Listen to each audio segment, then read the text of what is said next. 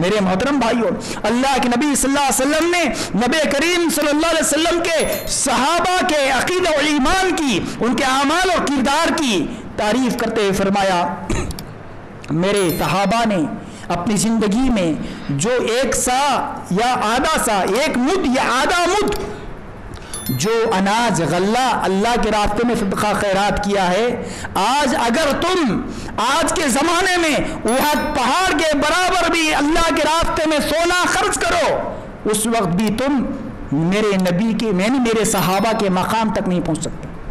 ان الحمد لله نحمده ونستعينه ونستغفره ونؤمن به ونتوكل عليه ونعوذ بالله من شرور أنفسنا ومن سيئات أعمالنا، من يهده الله فلا مضل له ومن يضلله فلا هادي له، وأشهد أن لا إله إلا الله وأشهد أن محمدا عبده ورسوله۔ يا أيها الذين آمنوا اتقوا الله حق تقاته ولا تموتن إلا وأنتم مسلمون۔ يا أيها الناس اتقوا ربكم الذي خلقكم من نفس واحدة وخلق منها زوجها وبث منهما رجالا كثيرا ونساء، واتقوا الله الذي تساءلون به والأرحام إن الله كان عليكم رقيبا۔ يا أيها الذين آمنوا اتقوا الله وقولوا قولا سديدا يصلح لكم أعمالكم ويغفر لكم ذنوبكم، ومن يطع الله ورسوله فقد فاز فوزا عظيما، أما بعد فإن خير الحديث كتاب الله وخير الهدي هدي محمد صلى الله عليه وسلم، وشر الأمور محدثاتها وكل محدثة بدعة وكل بدعة ضلالة وكل ضلالة في النار۔ فأعوذ بالله السميع العليم من الشيطان الرجيم، بسم الله الرحمن الرحيم۔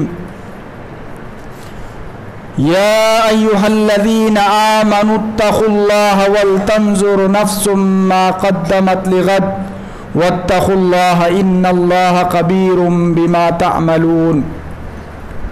وقال الله تبارك وتعالى في مقام آخر، فمن كان يرجو لقاء ربه فليعمل عملا صالحا ولا يشرك بعبادة ربه أحدا۔ وقال الله تبارك وتعالى في مقام آخر، لقد كان لكم في رسول الله أسوة حسنة لمن كان يرجو الله واليوم الآخر۔ رب اشرح لي صدري ويسر لي أمري واحلل عقدة من لساني يفقهوا قولي، اللهم انفعني بما علمتني وعلمني ما ينفعني وزدني علما، اللهم آتي نفسي تقواها وزكاها وأنت خير من زكاها أنت وليها ومولاها، آمین۔ تمام طرح کی حمد و ثنا، تعریف و بڑائی، پاکی و بزرگی خالق دو جہاں مالک ارض و سما اللہ وحدہ لا شریک کے لیے لائق و زیبا ہے، جو ساتوں آسمانوں کے اوپر عرش پر مستوی تنہا اکیلا نظام کائنات کو چلا رہا ہے۔ اسی کے دم سے، اسی کے مرضی سے یہ جہاں کا نظام چل رہا ہے۔ یہ رات اور دن کا آنا جانا، سورج اور چاند کا طلوع اور غروب ہونا، یہ ہواؤں کا چلنا اور بارش کا برسنا، زمین سے غلے اناج کا اگنا، الغرض دنیا کا ہر کام اللہ رب العالمین کی مرضی اور مشیت سے قائم اور باقی ہے، جاری و ساری ہے۔ یہ وہی اللہ تعالیٰ ہے جس نے مجھے اور آپ تمام کو، جملہ انسانوں کو اس کائنات میں اس لیے پیدا کیا ہے، اس لیے بھیجا ہے تاکہ ہم اپنی زندگی کے حقیقی مقصد اللہ کی عبادت اس کی بندگی، اس کی اطاعت و فرما برداری کرتے ہوئے رب کو راضی اور اس کی خوشنودی پانے کے لیے اس کے احکامات پر، اس کی تعلیمات پر زندگی گزارتے رہیں اور اپنی زندگی کو آخری دم تک اللہ تعالیٰ نے جس مقصد کے لیے پیدا کیا ہے اس تکمیل کی کوشش کرتے رہنے کا نام زندگی ہے۔ اور اسی مقصد کے لیے ہم تمام کو اللہ رب العالمین نے اس دنیا میں پیدا کیا ہے۔ اللہ سے دعا ہے کہ اللہ تعالیٰ ہم تمام کو اپنے زندگی کے مقصد کو سمجھ کر جینے کی اللہ توفیق عطا فرمائے۔ بعدہ درود و سلام ہو اللہ تعالیٰ کے تمام انبیاء اور رسل پر، بالخصوص میرے آپ کے نبی، اس کائنات کے آخری امام و رہبر، پیر و پیمبر جناب محمد مصطفیٰ صلی اللہ علیہ وسلم پر ان گنت بے حد و حساب درود و سلام کا نذرانہ ہو جیو۔ اللہم صلی علی محمد وعلی آل محمد کما صلیت علی ابراہیم وعلی آل ابراہیم انک حمید مجید۔ اللہم بارک علی محمد وعلی آل محمد کما بارکت علی ابراہیم وعلی آل ابراہیم انک حمید مجید۔ میرے محترم بزرگوں، نوجوان دینی بھائیوں، عزیز معصوم دینی بچوں، پردہ نشین خواتین اسلام، یہ جمعہ ہمارے لیے باعث خیر و برکت ہے، بے شمار اجر و ثواب، فیوز و برکات کا ذریعہ ہے۔ اللہ ہم تمام کے جمعہ کی اس بابرکت گھڑی میں جمع ہونے کو قبول فرمائے۔ اللہ تعالیٰ اس گھڑی میں اپنے بندوں کے لیے جس قیمتی اجر و ثواب کا وعدہ کیا ہے، اللہ اس کا ہم کو مستحق بنائے۔ اللہ ہماری باتوں کو قبول فرمائے۔ میرے محترم بزرگوں، آج میں نے جس موضوع پر آپ کے سامنے خطاب کے لیے کھڑا ہوں وہ ہے صحیح العقیدہ، عقیدہ توحید اور ایمان بالآخرت کے ثمرات، اس کے نتائج دنیاوی زندگی میں اور اخروی زندگی میں انسان کو کیا ملنے والے ہیں۔ میرے محترم بزرگوں، اسلام صرف عمل کا نام نہیں ہے، اسلام کی بنیاد عقیدے پر، سب سے پہلے عقیدے پر قائم ہے، اور ہر مذہب کی بنیادی چیز عقیدہ ہوتی ہے، اور اسلامی تعلیمات میں سب سے زیادہ مقام، مرتبہ، فوقیت، فضیلت اور اہمیت اگر کسی چیز کو ہے تو وہ ہے عقیدہ توحید کو، اسلامی عقیدے کو۔ آج سے 1400 سال پہلے میرے رات کے نبی جناب محمد رسول اللہ صلی اللہ علیہ وسلم جس عربستان مکہ کے اہل قریش باشندوں میں مبعوث کیے گئے تھے، اللہ کے نبی صلی اللہ علیہ وسلم جس کفرستان میں نبی بنا کر بھیجے گئے تھے، وہ طرح طرح کی برائیوں میں، نافرمانیوں میں، گناہوں میں اور معاشرتی بہت ساری خرابیوں میں ملوث تھا۔ میرے محترم بھائیوں، ان کے اندر زناکاری، سود خوری، چوری، ڈکیتی، خون ریزی، طرح طرح کی معاشرتی، اخلاقی، سماجی اور عقیدگی کی بہت ساری برائیاں تھیں۔ کفر و شرک کی دلدل میں ڈوبے ہوئے تھے، 360 بتوں کے پجاری تھے۔ اس طرح ایسے گناہوں اور تاریکیوں میں، گمراہی اور ضلالت میں ڈوبے ہوئے معاشرے میں اللہ تعالیٰ نے نبی کریم صلی اللہ علیہ وسلم کو اس کائنات کا کیا ہے آخری پیغمبر بنا کر ان کے درمیان مبعوث فرمایا۔ نبی کریم صلی اللہ علیہ وسلم 40 سال سے پہلے، پیدائش سے لے کر 40 سال تک ان کے درمیان رہے۔ 40 سال کے بعد جب اللہ نے ان کو نبی اور رسول کی منصب سے سرفراز کیا تو اس وقت اللہ کے نبی صلی اللہ علیہ وسلم نے جو ان کے سامنے توحید اور عقیدہ توحید اور ایمان بالآخرت کی دو چیزوں کو ان کے سامنے پیش کیا، تقریباً ان عقیدے کی دو چیزوں پر اللہ کے نبی صلی اللہ علیہ وسلم نے 10 سال تک، تقریباً 13 سال تک اسی دو چیزوں کی طرف لوگوں کو دعوت دیتے رہے، لوگوں کو بلاتے رہے۔ ان دو چیزوں کی لوگوں کے کیا ہے ذہن سازی کرتے رہے. لوگوں کو عقیدہ توحید کیا ہے. اللہ کے نبی صلی اللہ علیہ وسلم نے فرمایا قولوا لا الہ الا اللہ تفلحوا تملک العرب والعجم, کہ تم لا الہ الا اللہ کا اقرار کرو کہ اللہ کے سوا ہمارا کوئی معبود نہیں, ہمارا کوئی مالک نہیں, ہمارا کوئی مسجود نہیں, ہمارا کوئی خالق اور رازق نہیں. یہ عقیدہ نبی کریم صلی اللہ علیہ وسلم نے تقریباً 13 سال تک مشرکین مکہ کے سامنے پیش کرتے رہے. اور اللہ کے نبی صلی اللہ علیہ وسلم نے فرمایا کہ اگر تم اللہ تعالیٰ کو اپنا خالق مالک جان کر اس کی عبادت و بندگی کرتے رہو گے تو عرب اور عجم تمہارا کیا ہے, عرب اور عجم کے تم مالک بن جاؤ گے. اور یہ پہلا عقیدہ تھا. دوسری چیز ایمان بالآخرت, یعنی آخرت کے دن پر ایمان. اللہ کے نبی صلی اللہ علیہ وسلم نے عقیدہ توحید کے بعد ایک اللہ تعالیٰ کی عبادت بندگی اور اس کی خالق اور مالک اور رب ہونے کا پیغام پیش کرنے کے بعد دوسری چیز جو نبی کریم صلی اللہ علیہ وسلم نے مشرکین مکہ کے سامنے پیش کی وہ قیامت کے دن پر ایمان. ایمان بالآخرت, لوگوں ایک دن مرنا ہے, ہر ایک کو موت کا مزہ چکنا ہے. کل نفس ذائقۃ الموت وانما توفون اجورکم یوم القیامۃ فمن زحزح عن النار وادخل الجنۃ فقد فاز. اللہ تعالی کیا ہے نبی کریم صلی اللہ علیہ وسلم نے فرمایا کہ تم میں سے ہر شخص کو موت کا مزہ چکنا ہے, ہر ایک موت کے گھاٹ اترنا ہے. لیکن جب مرنے کے بعد قبر میں دفنا دیا جائے گا, مٹی میں گل سڑ کر ختم ہو جائے گا, پھر دوبارہ اللہ تعالیٰ قیامت کے دن اس کو زندہ کرے گا اور اللہ کے روبرو اس کو پیش کیا جائے گا اور اس کو اس کے کیے کرائے کا پورا حساب دینا ہوگا. اور جو انسان قیامت کے دن حساب و کتاب کے بعد جنت میں داخل کر دیا گیا, جہنم کی آگ سے بچا لیا گیا, فقد فاز. یہی سب سے بڑی کامیابی ہے, یہی زندگی کا مقصد ہے. اللہ کے نبی صلی اللہ علیہ وسلم نے یہ دو چیزوں کی تعلیم, یہ دو چیزوں کی تبلیغ, یہ دو چیزوں کی نشر و اشاعت اپنے زندگی کے 13 سال جو مکہ میں نبوت کے بعد گزارے, یہ دو چیزوں کی طرف لوگوں کو تعلیم دی.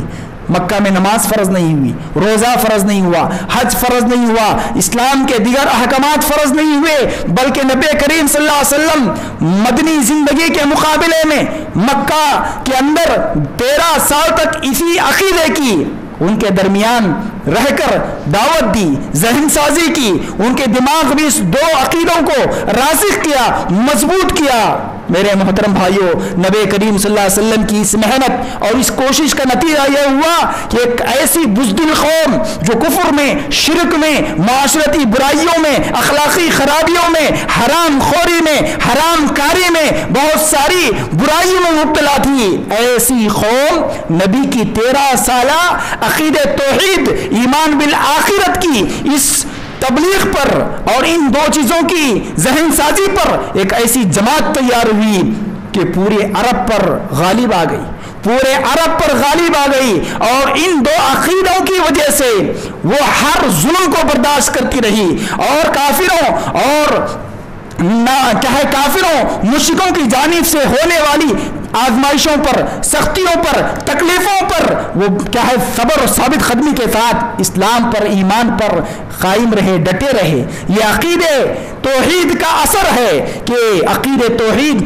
جتنا مضبوط ہوگا اور جتنا قوی ہوگا وہ ہر ظلم کو, ہر پریشانی کو, ہر آزمائش کو برداشت کرتا ہے. جس کا عقیدہ کمزور ہوتا ہے وہ ہر چیز سے گھبرا جاتا ہے, ڈگمگا جاتا ہے, دین اسلام سے وہ دور ہو جاتا ہے.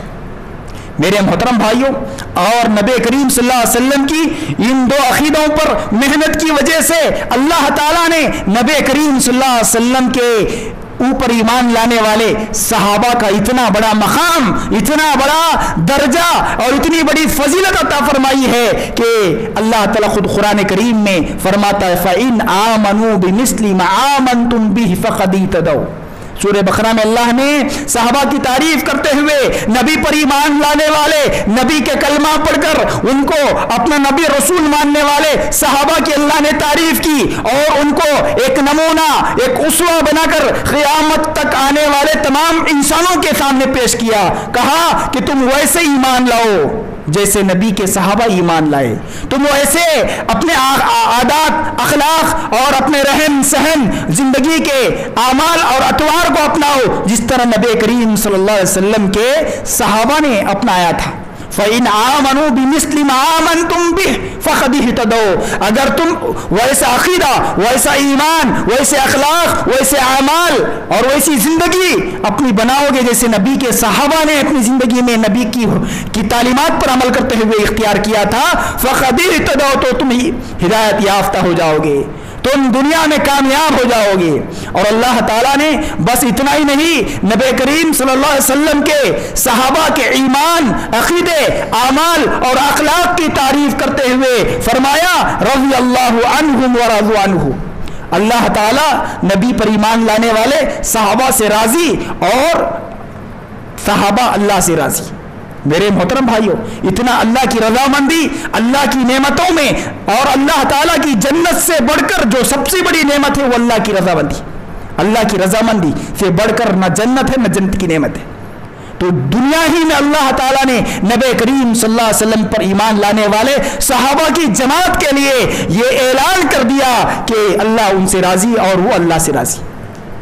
اللہ کی رضامندی ملنا یہ کوئی معمولی بات نہیں ہے۔ اللہ تعالیٰ نے ان کے عقیدے اور ایمان کو دیکھ کر رضامندی کا اعلان قیامت تک آنے والے انسانوں کے لیے بیان فرمایا۔ اور بس اتنا ہی نہیں، یہ عقیدے کی پختگی، یہ عقیدے توحید اور ایمان بالآخرت کا نتیجہ ہے کہ نبی کریم صلی اللہ علیہ وسلم نے صحابہ کی تعریف میں اپنے اوپر ایمان لانے والے صحابہ کے مقام کو بیان کرتے فرمایا میرے صحابہ آسمان کے چمکتے ستاروں کے مانند ہیں، جن چمکتے ستاروں کو دیکھ کر ایک مسافر اپنی منزل کو تلاش کرتا ہے۔ جو آدمی نبی کے صحابہ کو فالو کرتا ہے اسے اپنی منزل مقصود مل جاتی ہے۔ جو اپنے نبی کے صحابہ کو چھوڑ کر دوسروں کو اپناتا ہے، دوسروں کے نقش قدم پر چلتا ہے، وہ گمراہ ہو جاتا ہے، منزل مقصود سے ہٹ جاتا ہے۔ میرے محترم بھائیوں، اللہ کے نبی صلی اللہ علیہ وسلم نے نبی کریم صلی اللہ علیہ وسلم کے صحابہ کے عقیدہ و ایمان کی، ان کے اعمال اور کردار کی تعریف کرتے ہوئے فرمایا میرے صحابہ نے اپنی زندگی میں جو ایک سا یا آدھا سا، ایک مد یا آدھا مد جو اناج غلہ اللہ کے راستے میں صدقہ خیرات کیا ہے، آج اگر تم آج کے زمانے میں احد پہاڑ کے برابر بھی اللہ کے راستے میں سونا خرچ کرو، اس وقت بھی تم میرے نبی کے میرے صحابہ کے مقام تک نہیں پہنچ سکتے، میرے صحابہ کے مقام تک نہیں پہنچ سکتے۔ میرے محترم بھائیوں، اس سے اندازہ لگایا جا سکتا ہے کہ نبی کریم صلی اللہ علیہ وسلم کے صحابہ کا مقام اور مرتبہ کتنا بلند ہے، اور یہ فضیلت، یہ مقام، یہ عظمت و شان، یہ برتری اور یہ خوبی اللہ تعالیٰ نے نبی کریم صلی اللہ علیہ وسلم کے صحابہ کو کیسے عطا کی؟ ان کے مضبوط عقیدے کی وجہ سے، ایمان بالآخرت کی وجہ سے۔ میرے محترم بھائیوں، آج ہم تمام کو چاہیے کہ ہم نبی کریم صلی اللہ علیہ وسلم کے ساتھ نبی کریم صلی اللہ علیہ وسلم کے اسوہ حسنہ کو اپنائیں، ان کی تعلیمات اور ان کے بتائے ہوئے طریقے کے مطابق زندگی گزارے، ان کی زندگی کو اپنے لیے اسوہ نمونہ بنائیں۔ اللہ کے نبی صلی اللہ علیہ وسلم نے اپنے زمانے کو اور نبی کریم صلی اللہ علیہ وسلم کے بعد صحابہ کے زمانے کو بہترین زمانہ قرار دیا۔ پوری قیامت تک آنے والے انسانوں کے لیے اللہ کے نبی صلی اللہ علیہ وسلم نے ایک نمونہ پیش کیا کہ اگر تمہارا کام نبی کے زمانے سے اور تمہارا عمل نبی کے صحابہ کے زمانے سے میل کھاتا ہے، موافقت کرتا ہے، تو تم بہتر ہو ورنہ تم گمراہ ہو۔ اللہ کے نبی صلی اللہ علیہ وسلم کی حدیث ہے صحیح بخاری شریف میں، خیر القرون قرنی ثم الذین یلونہم ثم الذین یلونہم ثم الذین یلونہم، بہترین زمانہ میرا زمانہ ہے۔ ان نبی کریم صلی اللہ علیہ وسلم نے اپنے زمانے کو بہترین زمانہ قرار دیا، ایمان کے اعتبار سے، عقیدے کے اعتبار سے، اخلاق کے اعتبار سے، تقوی پرہیزگاری کے اعتبار سے، معاشرے کیا ہے تجارت کے اعتبار سے، سیاست کے اعتبار سے، اور کیا ہے معیشت اور کیا ہے معیشت کے اعتبار سے، ہر اعتبار سے نبی کا زمانہ بہترین زمانہ تھا۔ اس میں ہر چیز کی تعلیم اور تربیت اپنی امت کو بیان کی گئی اس زمانے میں۔ اور اس کے بعد جو بہتر زمانہ ہے وہ صحابہ کا، خلفائے راشدین کا اور صحابہ کا زمانہ ہے۔ جس کو ہم اسوہ نمونہ بنا کر جو بھی کام کرتے ہیں وہ عمل، وہ طریقہ، وہ کام اس زمانے میں تھا یا نہیں، یہ موافقت کرنا چاہیے۔ جب ہم اس زمانے سے اپنے اعمال کا موازنہ کریں گے تو انشاءاللہ کبھی ہم سنت کی راستے سے ہٹ نہیں سکتے۔ اور اسی عقیدے کی پختگی کی وجہ سے اللہ تعالیٰ نے نبی کریم صلی اللہ علیہ وسلم کے صحابہ کو اتنی بڑی فضیلت، اتنا بڑا مقام اور اتنی بڑی کیا ہے عزت عطا کی ہے۔ یہ عزت ان کے عقیدے کی وجہ سے، ان کے اعمال کی وجہ سے ملی ہے۔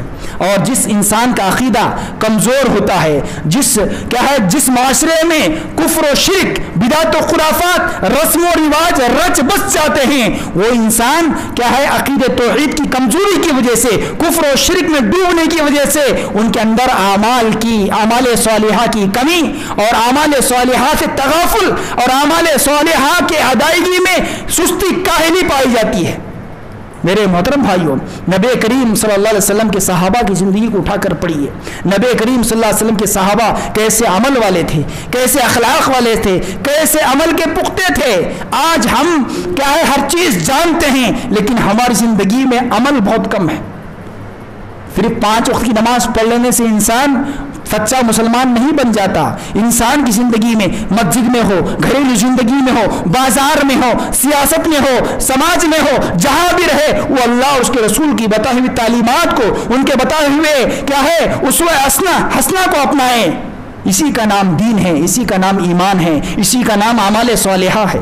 اور اسی لیے نبی کریم صلی اللہ علیہ وسلم کے صحابہ، ان میں سے حضرت ابوبکر صدیق رضی اللہ تعالیٰ عنہ کو لے لیجیے۔ حضرت ابوبکر صدیق رضی اللہ تعالیٰ عنہ، جن کا مقام، جن کا مرتبہ بہت بڑا ہے، جن کی بہت بڑی فضیلت ہے۔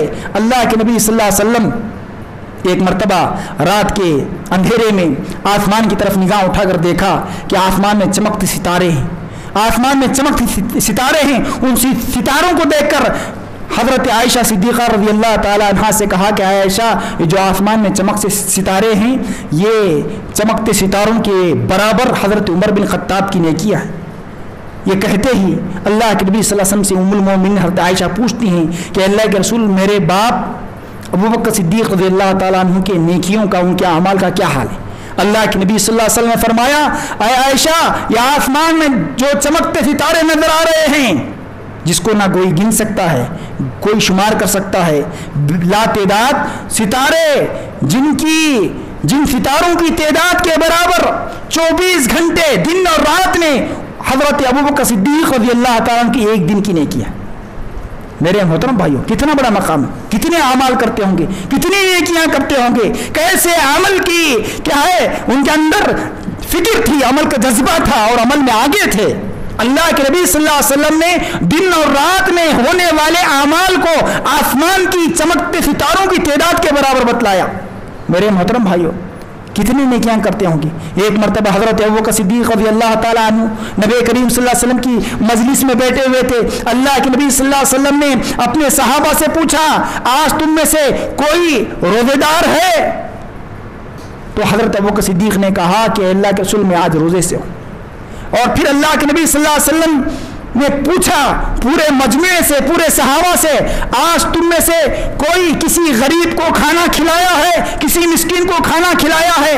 حضرت ابوبکر صدیق نے کہا کہ اللہ کے رسول، میں آج ایک فلاں مسکین کو کھانا کھلایا ہے۔ پھر اللہ کے نبی صلی اللہ علیہ وسلم نے سوال کیا پورے صحابہ سے، آج تم میں سے کسی نے کسی بندے کو اللہ کے راستے میں صدقہ خیرات دیا ہے؟ حضرت ابوبکر صدیق رضی اللہ تعالیٰ عنہ نے کہا کہ اللہ کے رسول، میں نے فلاں ایک ضرورت مند کو صدقہ خیرات دیا ہے۔ اور اللہ کے نبی صلی اللہ علیہ وسلم نے پھر پوچھا کہ آج تم میں سے کسی نے کسی بیمار کی عیادت کی ہے، بیمار پرسی کی ہے؟ حضرت ابوبکر صدیق نے کہا کہ اے اللہ کے رسول، ایک مسلمان بھائی بیمار تھا، میں اس کی عیادت کو جا کے آیا ہوں۔ میرے محترم بھائیوں، اللہ کے نبی صلی اللہ علیہ وسلم جس عمل کا ذکر کرتے جاتے، حضرت ابوبکر صدیق رضی اللہ تعالیٰ عنہ کہتے کہ آج میں نے وہ عمل کیا ہے، آج میں نے وہ نیکی کی ہے۔ تو اس طرح حضرت ابوبکر صدیق رضی اللہ تعالیٰ عنہ عمل کے میدان میں آگے تھے، عمل کے میدان میں آگے تھے۔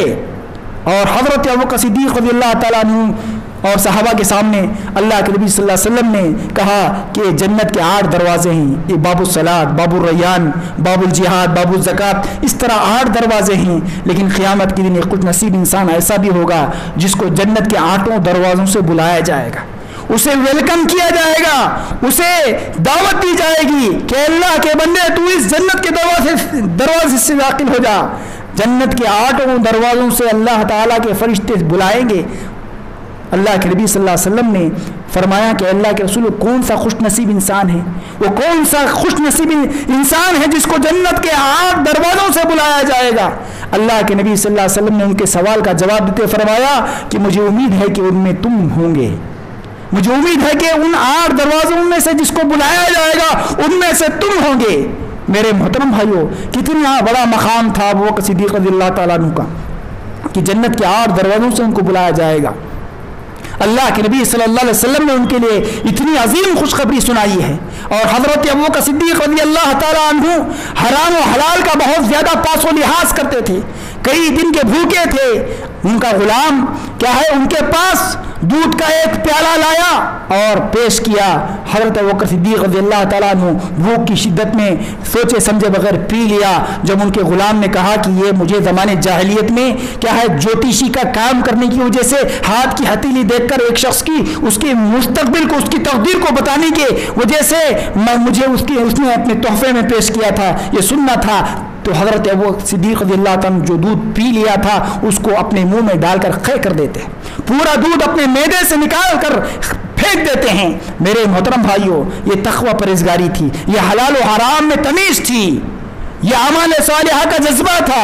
میرے محترم بھائیوں، اتنی بڑی نیکیاں، اتنی اعمال صالحہ اور اتنی کیا ہے خیر و بھلائیاں کرنے کے باوجود حضرت ابو بکر صدیق رضی اللہ عنہ کہا کرتے تھے کاش میں کوئی پرندہ ہوتا، مجھے شکاری شکار کر لیتا، قیامت کے دن کے حساب و کتاب سے بچ جاتا، اللہ کی پکڑ سے بچ جاتا، کاش میں کوئی درخت ہوتا اور کوئی لکڑا ہارا مجھے کاٹ کر چولہے میں جلا کر راکھ کا ڈھیر بنا دیتا اور میرا وجود، میرا نام و نشان مٹ جاتا، قیامت کے دن اللہ کے روبرو کھڑے ہو کر حساب و کتاب دینے سے بچ جاتا۔ یا آخرت کی کیا ہے جواب دہی کی فکر، یا آخرت کی حساب و کتاب کی فکر، اللہ کے روبرو پیش ہونے، زندگی کا مواخذہ اور محاسبہ کی فکر نے ان کو کیا ہے عمل پر آمادہ کیا، اس عقیدے نے ان کو باعمل بنایا اور اس پختگی تک پہنچایا۔ میرے محترم بھائیوں، آج ہم بے شمار حرام ناجائز گناہ کے کاموں میں ملوث ہیں، کبھی یہ تصور نہیں آتا ہے اس کا ہم کو جواب دینا ہے۔ میرے محترم بھائیوں، اسی لیے اللہ تعالیٰ سورۃ الاحزاب میں فرماتا ہے لَقَدْ كَانَ لَكُمْ فِي رَسُولِ اللَّهِ أُسْوَةٌ حَسَنَةٌ لِمَنْ كَانَ يَرْجُو اللَّهَ وَالْيَوْمِ الْآخِرِ۔ اللہ نے فرمایا محمد رسول اللہ صلی اللہ علیہ وسلم کی پوری زندگی ان کی عبادات، ان کے اخلاق، ان کا رہن سہن، ان کا کھانا پینا، ان کا سونا جاگنا، ان کی تجارت، ان کی معاشرتی زندگی، ان کی گھریلو زندگی، پوری انسانیت کے لیے، قیامت تک آنے والے تمام لوگوں کے لیے بہترین اسوہ ہے، بہترین نمونہ ہے۔ میرے محترم بھائیوں، اب یہ نمونہ کون بنائے گا؟ اپنا وضع خطا، اپنا رہن سہن، اپنی بول چال، اپنا اخلاق و کردار نبی کے مطابق کون بنائے گا؟ اللہ نے اس کے آگے فرمایا لمن کان یرجو اللہ والیوم الآخر، جو اللہ تعالیٰ کی ملاقات کی امید رکھتا ہے اور آخرت کے دن پر ایمان رکھتا ہے، وہی انسان نبی کو نمونہ اور اسوہ بنا سکتا ہے۔ جس کا عقیدہ مضبوط نہیں، جس کا ایمان اللہ پر اور آخرت کے دن پر نہیں، وہ نبی کو ماڈل نہیں بناتا، وہ فلم کے ہیرو ہیروئن کو اور کیا ہے کرکٹ پلیئروں کو، دنیا پرست لوگوں کو اپنا نمونہ اور ماڈل بناتا ہے۔ جس کا ایمان اللہ پر اور آخرت کے دن پر ہوتا ہے، جس کا عقیدہ توحید اور ایمان بالآخرت ہوتا ہے، وہی انسان نبی کو نمونہ بنا کر زندگی گزارتا ہے۔ قدم قدم پر، لمحے میں وہ نبی کی ہر سنت کو، نبی کے ہر عمل کو، نبی کے اخلاق کو اسوہ نمونہ بنا کر زندگی گزارتا ہے۔ آج اسی عقیدے کی کمزوری نے ہم کو مغربی تہذیب کا دل دادا بنا دیا ہے، مغربی کلچر کو اپنانے پر مجبور کیا ہے۔ اس کی وجہ کیا ہے؟ اس کی وجہ یہ ہے کہ آج ہمارا عقیدہ، ہمارا ایمان کمزور ہے، آخرت کے دن پر یقین کمزور ہے، جس کی وجہ سے آج ہم میں نبی کو اسوہ نمونہ بنانے کے بجائے دنیا دار لوگوں کو اپنا نمونہ بنایا ہے.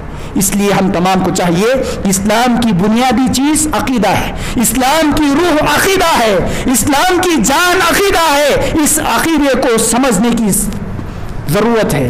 جب تک ہم اپنے عقیدے کو جانیں گے نہیں اور اپنے عقیدے کو مضبوط نہیں کریں گے، ہم دنیا اسلام کے کیا ہے تعلیمات پر پوری طرح کاربند نہیں ہو سکتے، اسلام کو پوری طرح اپنا نہیں سکتے، دنیا میں غلبہ، قوت، طاقت، عزت، مرتبہ پا نہیں سکتے، کیونکہ اللہ تعالیٰ نے فرمایا وَلَا تَهِنُوا وَلَا تَحْزَنُوا وَأَنْتُمُ الْأَعْلَوْنَ إِن كُنتُم مُؤْمِنِينَ. تم ہی غالب رہو گے، تم ہی سربلند رہو گے، تمہیں عزت ملے گی، تمہیں حکومت ملے گی، تمہیں کیا ہے دنیا میں نہ کیا ہے شہرت اور غلبہ ملے گا. کب؟ اگر تم مومن بنو گے، مومن بنو گے، اپنا ایمان، اپنا عقیدہ مضبوط کرو گے تو اللہ تعالیٰ ہم کو غلبہ عطا کرے گا.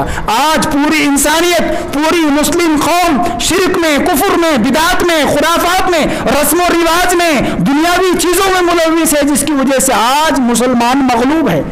مسلمان گاجر مولیوں کی طرح کاٹے جا رہے ہیں، مسلمانوں کو نشانہ بنایا جا رہا ہے، مسلمانوں کی مساجد اور مدارس پر قرآن پر حملے کیے جا رہے ہیں.